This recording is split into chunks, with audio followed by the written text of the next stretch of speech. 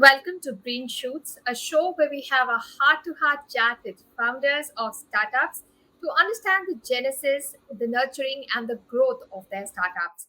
I'm Anisha Nayar Dhawan. On this show, today we are joined by Rohit Gawli. He is co founder and CEO of Local Kitchen.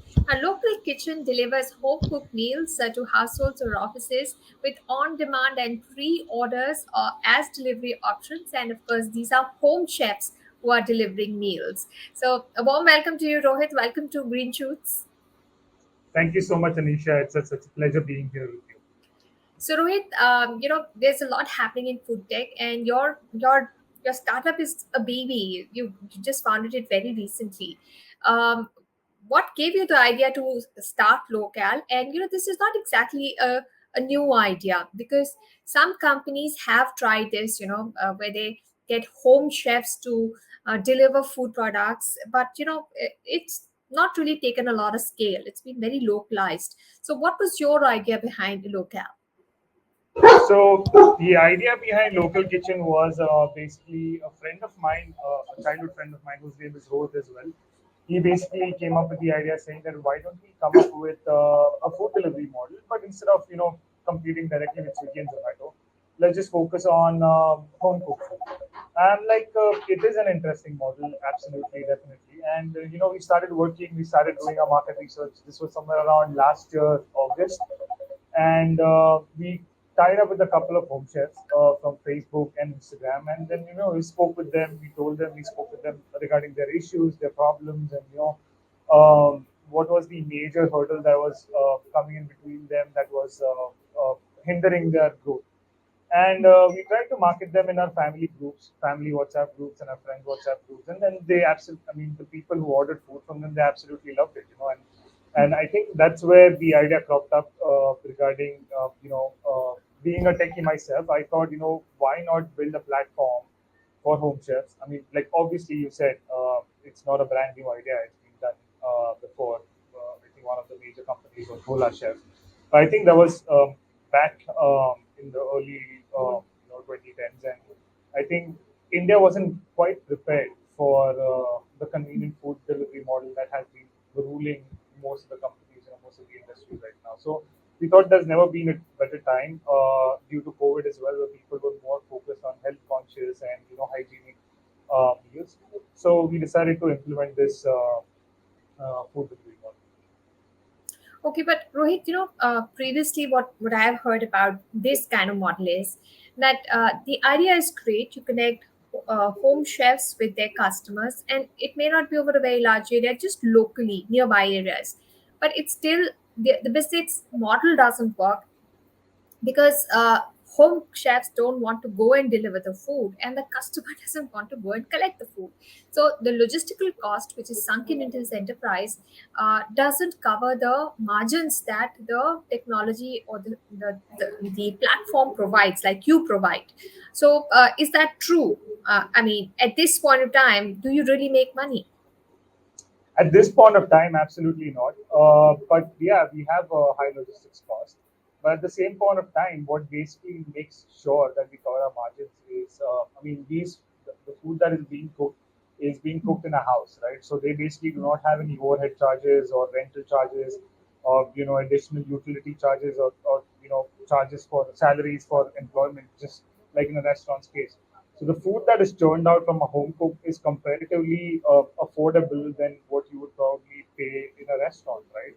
So, like I said, no, the food is healthier, hygienic, and doesn't burn a hole in your pocket. So, at the same point of time, our margins are not extremely high here because the idea behind this company was to empower small businesses, right? I mean, in the initial stages, you have to keep your margins low to penetrate the market, and that's what we are doing at the moment.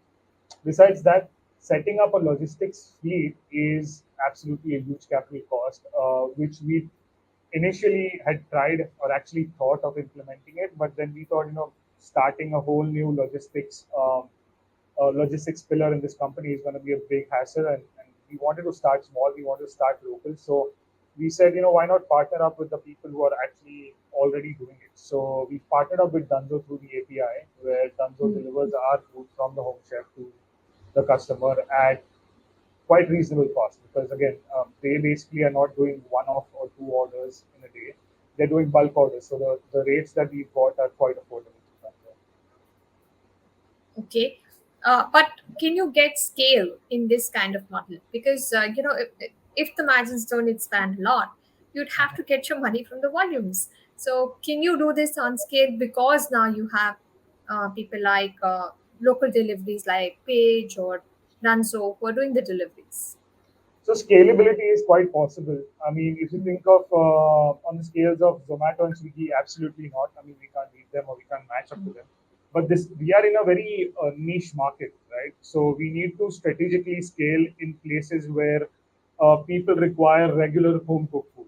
For example, when I moved back to India, I discovered this issue where a lot of younger couples, right? They're working in IT jobs or marketing jobs, and their schedules are quite hectic. So they're working from not from 9 to 6, but 9 to 8 sometimes, and it becomes increasingly difficult for them to come back home and cook food either for the wife or for the husband. So even for singles who are living on a rent, it's just increasingly difficult to even order food on a daily basis from outside, because obviously health issues and then the affordability issues, they try to kick in after a month's time, right? So these are the targets or pockets that we need to target, where our customers really feel the need to have home cooked food but at affordable prices. And you cannot scale it throughout Mumbai that every single building will order food from local kitchen. Again, the requirements are different for every single building or every single locality, and it is absolutely scalable. It's just you need to strategically scale this model in a way where your customers are present. Right. So, Rohit, you explained to us how you think this model is going to work. But in the face of competition from Zomato and Swiggy, where they admit that discounting is a very big part of the game, would you be able to stand up to this competition? Would you be able to survive and scale? Survive, time will tell. I mean, it is really fierce competition. Obviously, when you start researching about your company and the market, you kind of get an idea of okay how fierce the competition is. But only when you jump into the water, you understand how deep it is, right? So obviously, there's a huge competition issue here where people are used to getting discounts and heavy coupons. But again, which is also reflecting heavily on the restaurant side, which where institutions like Ahar are campaigning against Swiggy and Zomato for higher commissions and higher discounts. But again, like I said, right? I mean, we don't want to directly compete with Swiggy and Zomato, although we are kind of competing it for the same customer. We want to play a role in the niche market, like I said earlier before, right? I mean, where what I like to call local kitchen is, if you think of it, a restaurant can churn probably 100 dishes of butter chicken in a day. But when it comes to local kitchen, our home chefs cannot do that. So there's obviously a mass production issue. But again, I'd like to use that as a strength where we are into the model of mass customization and not mass production, right? So what I mean by that is, in simple terms, where Swiggy and Zomato ka menu ends, local kitchen ka menu starts. So for the customer, you have a variety of home chefs who are providing you authentic food at your request. So if there's something specific that you'd like to eat, for example, we have a Bengali customer, and we have two of the Bengali chefs who are in Mumbai. I mean, he loves their food. He's like, this reminds me of Kolkata back home, and he's never tasted something like that before, even in Mumbai, in Bengali restaurants. We hardly have any in Mumbai, but yeah. So those are the things that keeps us going. Those are the things that we think are unique, or USP to local kitchen, and those are the things that are our core competencies, where we want to maximize those things, where our customers come to us for special requests, and not just basic butter chicken that you can basically get in any other restaurant as well, right? Okay, so I'm trying to understand where is it that you make money from? Is it just just the difference in the the cost it takes to make the meal and the one that you sell it for? I'm sure the difference isn't large because you're saying you offer a value. Now, how, how do you grow your business? How do you onboard chefs? How do you help them? Why should I be? I'm a home chef, but why should I come to you? And can this margin increase? If you're saying I'm giving this much of customization, where a customer is getting authentic food that he wants, then can you increase the margins by increasing the rate? So I'm trying to understand, how do you grow your business? How do you onboard local chefs? And how much room do you have to increase the prices if it's so customized?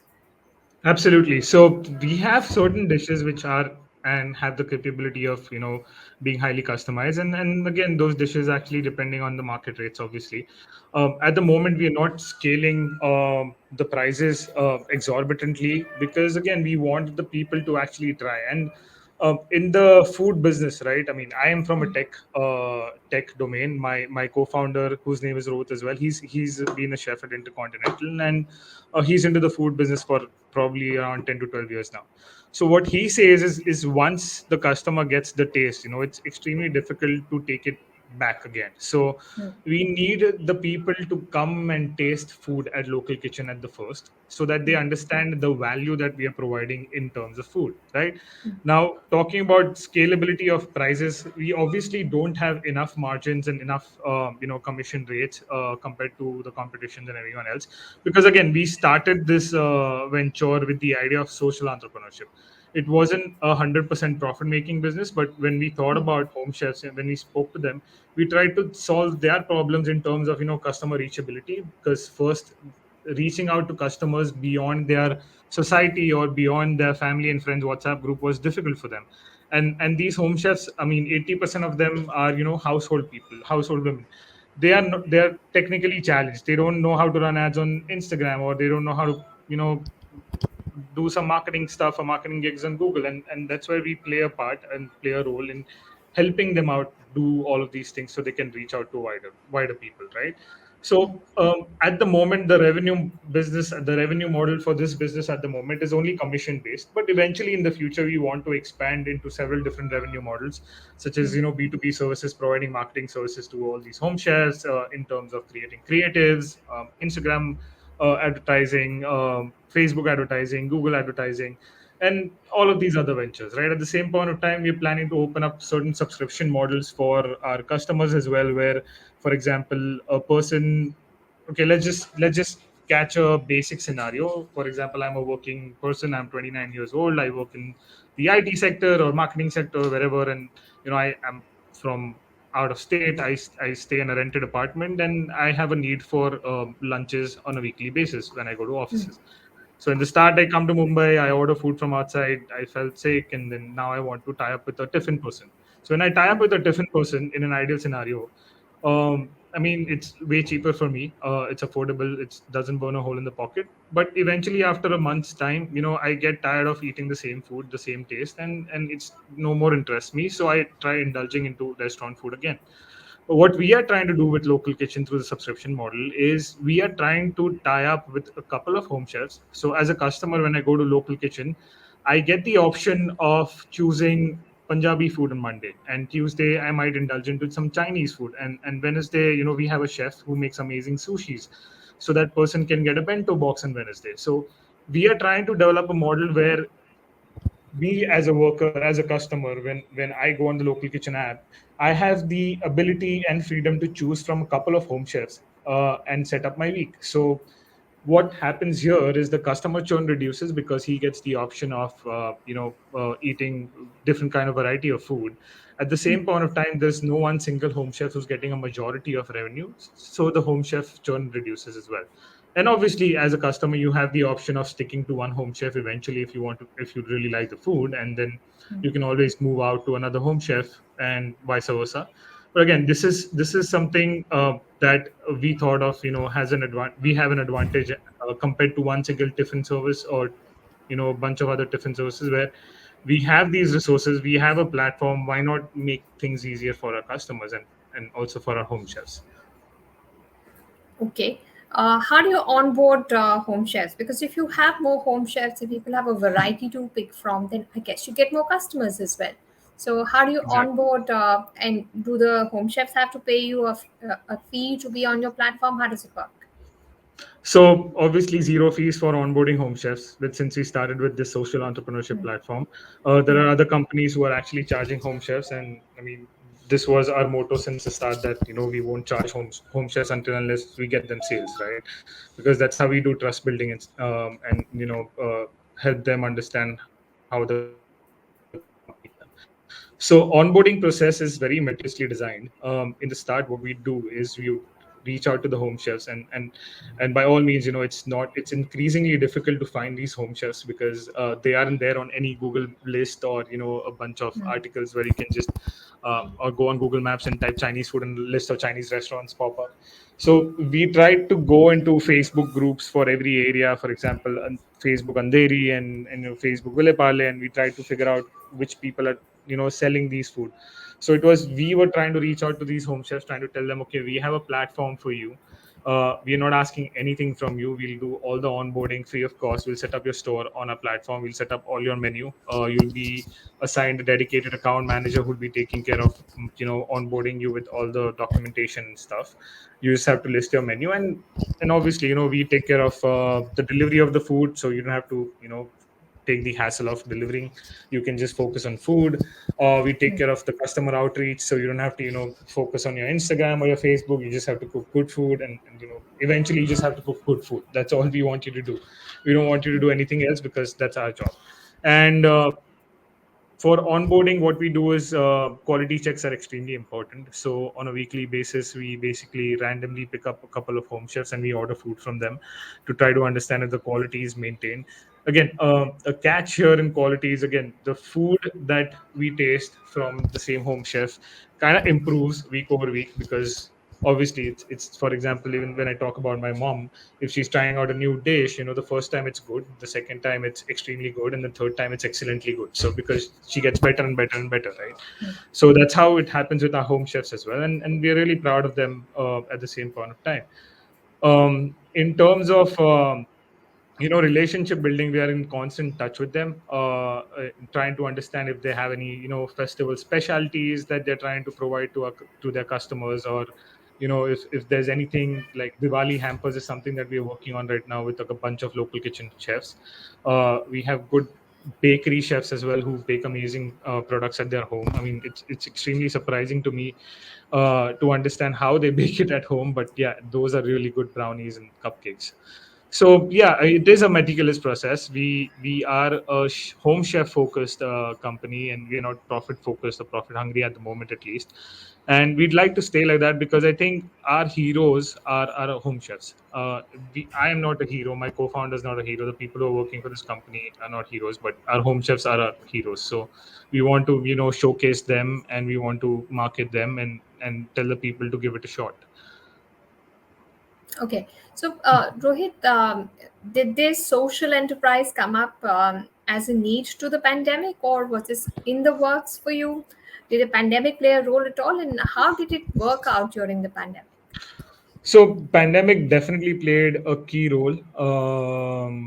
Back back in May last year, you were trying to figure out, okay, how can we you know if you want to enter the food business, how could we do that, right? And my co-founder, like I said, he came up with this idea, and we definitely did a lot of research. The pandemic, I think, kind of pushed people to get out of their comfort zone in terms of technology usage, right? I think India just skipped 2 years of the technological advancements in the last 6 months of lockdown that happened last year. So I think that was a huge big step for a lot of technology companies. I mean, you can clearly see people moving out from tier one cities back to the home in tier two cities, and still getting and they were still used to convenience services like Swiggy and Amazon, and then when they moved back to tier two cities, they started ordering food there. All of these things kind of proliferated in tier two and tier three cities, and obviously it was easier for all these tech companies to penetrate into unknown territories and unknown areas where they never had before, right? So this obviously is a byproduct of the pandemic scenario that happened last year, and obviously, the mentality for people, I think, it's slightly moving towards more healthier options when the pandemic kind of hit us, right? For example, in my own house, when we were under lockdown, I mean, we ourselves would get bored of eating home cooked food, so we would order food from outside, and our parents would be like, "Do not even dare to order food from the restaurants because you don't know how it's being cooked, right?" Hygienic. Yeah, and you don't know. I mean, restaurants are really nice. I mean, I'm not saying that restaurants are bad. I mean, you But want the to indulge in concerns are there. Yes, definitely. So, exactly. hygiene is a concern. Now, you said that you do help your home chefs. You have and you quality is also important. Do you provide them with raw materials, because that would again lead to some sort of standardization, or do they get the raw materials themselves? Plus, how do you envisage the growth of homepreneurs because of local? Sure. So raw materials, yes. I mean, raw materials was one of the issues that our home chefs would convey to us before we onboarded and started Local Kitchen, where they said, if you want to buy it in bulk, we have to get down in the market. And, if we have a order, for example, 10 kgs of biryani on a weekend, we would have to go to the market and buy that much of meat and that much of rice and stuff like that, right? So, we thought of, coming up with a sister company called as Fresh Fleet, where we try to cover up this gap as well for a complete supply chain coverage, where we try to provide them raw materials from our basic market, right? So we have a bunch of vendors. Since my co-founder has been in the food industry, he knows a bunch of vendors. He had a restaurant himself as well, so we directly buy it from bulk. At the moment, we're not charging any commissions apart from delivery fees on the raw materials. But again, that's another business model or revenue model that we can think of in the future. But at the moment, we are providing them all the help that we can with raw materials. So this ensures that the quality of raw material that is going to them is top notch. At the same point of time, the food that is churned out of those raw material obviously is top notch, right? So, Rohit, how do you plan to expand? Would you expand to more localities in Mumbai? Do you plan to offer services in other cities? Because technology is one. This app can be accessed by people in other cities, but I mean, home chefs should be willing to get on board in those cities as well, and you have to tie up the logistics there as well. So, what are your Yep. plans for the future? So expansion, obviously, we want to expand throughout India, slow and steady. But again, the current challenge that we are facing is logistics, right? I mean, we don't have our own fleet, so we are limited to the expansion zones of our logistics partners. Again, we can't just go to any random tier three city and say, okay, we're going to expand here because we need to take that food from point A to point B, right? Besides that, obviously, there's a huge surge in homepreneurs that we've been seeing from the past 1 year. We've been active for like 8 months now, and there's been a huge surge in terms of not just food, but people trying to come up with businesses from their homes or trying to make some craft items or stuff like that through home sitting at their home and generating additional revenue for them. So I think Local Kitchen not only can play a good role or a better role for these homepreneurs in the food sector, but local as a whole uh, is what we are trying to build a community, right? We're trying to build a community based revenue model where people are spending the money within the community, the community rises, and at the same point of time, we kind of capitalize on these small businesses instead of spending our money on big conglomerates like Amazon and Flipkart and eBay and stuff. So you're saying you are looking at starting other, other streams of revenues other than food, and these will of course be hand built or made by home entrepreneurs, right? Yes, eventually, yes. I mean, those are in the works. Those are in the books, obviously. But again, we need Hmm. to master this model for us to scale to all the other different business units before we even jump into them. And you said you've been around for 8 months. So what kind of growth have you done so far? What kind of growth are you looking at when it comes to your revenues? So in the first 6 months, we've crossed our 10,000 downloads. Again, that was a big number Hmm. for us, and it's been only in Mumbai, so we're really happy about that.